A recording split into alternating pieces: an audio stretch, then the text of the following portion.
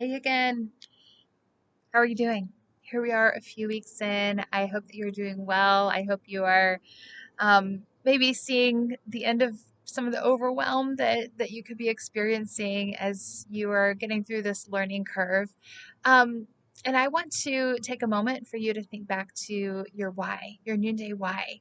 Um, what drew you to Noonday, and has that evolved as you've learned more about Noonday, as you've gotten to know this community? Has that evolved any?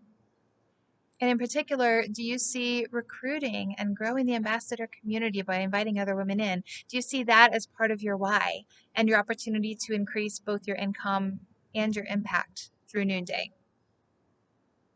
See, when I first started in the fall of 2016, recruiting was not on my mind at all.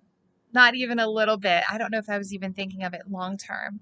I thought I just need to figure out what I'm doing. I'm not even really thinking about this. I think I still mentioned it at my trunk shows, but um, I certainly wasn't having any one on one conversations or really seeing looking for that potential in other people and naming that potential in her and affirming that potential in her, to invite her into this. Even though I loved what I did, I somehow was keeping it to myself for almost a year until I finally had my first teammate.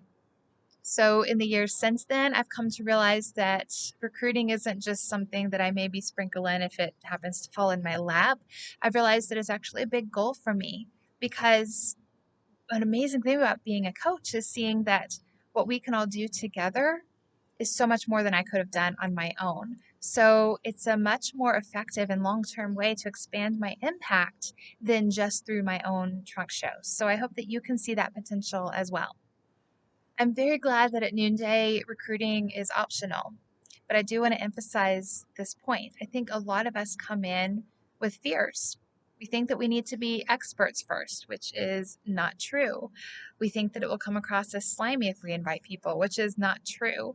After all, you joined, right? You joined, you found that it would have value for you. And so, why withhold that from someone else, for whom this could be a real blessing in her life as well? One important thing to know is that I and Team Jules would support you every step of the way. Even if you're like, oh, I still feel new, I don't know that I could coach somebody, you will learn alongside her. You can learn side by side. There's no need to wait, and you will have the broader support of this community along with you. As you've seen from how I coach, a lot of it is really just pointing you to resources that are already out there. It's just having a friend to orient you and to encourage you along the way. So never ever let any fear like that stop you from inviting people into this awesome opportunity and expanding the market in that way on behalf of our artisan partners.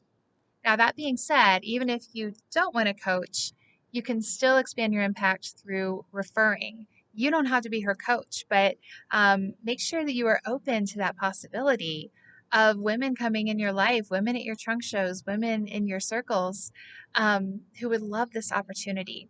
And so, even if you don't want to be the coach, she can be alongside you on your team.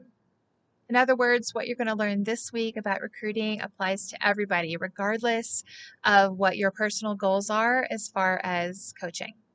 So, this week will all be about recruiting and team growth, as well as a few other learning center courses that I want to point you to.